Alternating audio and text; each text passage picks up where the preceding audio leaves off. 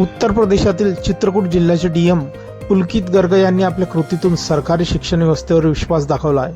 त्यांनी आपल्या 3 वर्षाच्या मुलीचा प्रवेश थेट सरकारी अंगणवाडीमध्ये करून दिला आहे. करवीच्या नवीन बाजार येथे असलेल्या एका सरकारी शाळेशी जोडलेल्या अंगणवाडीच्या प्ले ग्रुपमध्ये ते स्वतः गेले आणि सगळी प्रवेश प्रक्रिया पूर्ण केली.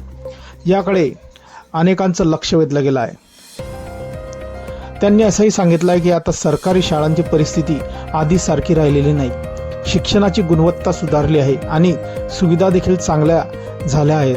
जर एक IAS अधिकारी आपल्या मुलीला सरकारी अंगणवाडीमध्ये शिकवू शकतो तर सामान्य पालकांनीही घाबरायची गरज नाही, असं त्यांनी सांगितलं आहे. त्यांच्या मते लहान वयात मुलांसाठी शिक्षणाइतकंच पोषण, आरोग्य, सुरक्षित वातावरण आणि चांगले संस्कार खूप महत्त्वाचे असतात आणि अंगणवाडी हे काम नीट करत आहे.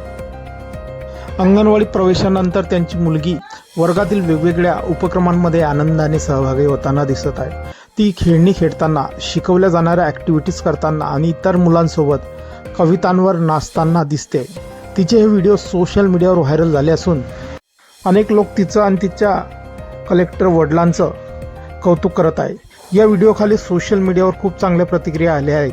अनेक लोकांनी पुलकित गर्ग यांच्या निर्णयाचं मनापासून कौतुक केलं आहे आणि त्यांना खरा प्रशासकीय अधिकाऱ्याचा आदर्श म्हटला आहे.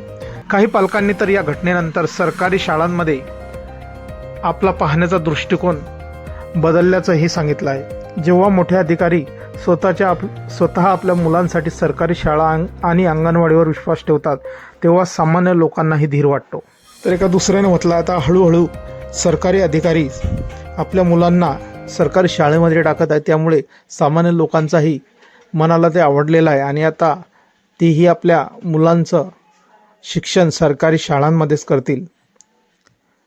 मित्रांनो, आपल्या काही प्रतिक्रिया असतील या व्हायरल व्हिडिओबद्दल आपण कमेंट बॉक्समध्ये देऊ शकता. धन्यवाद.